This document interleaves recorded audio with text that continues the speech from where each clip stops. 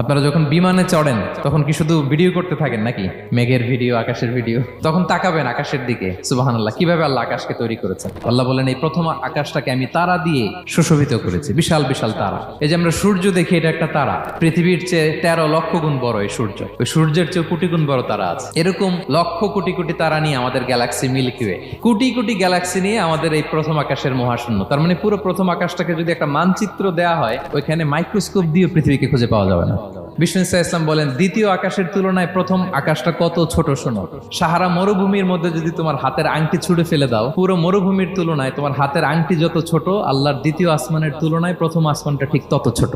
আবার তৃতীয় আসমানের তুলনায় দ্বিতীয় আসমানটা ঠিক ওই রকম। এইভাবে 7 আসমান, এরপরে আল্লাহর কুরসি, যেখানে আল্লাহ তার কুদরতি পা রাখেন। তো 7 আসমানটা যত বড়, পুরো সাহারা মরুভূমির মধ্যে আংটি ফেলে দিলে মরুভূমির তুলনায় আংটি যত ছোট, আল্লাহর কুরসির তুলনায় পুরো 7 আসমানটা ঠিক তত ছোট।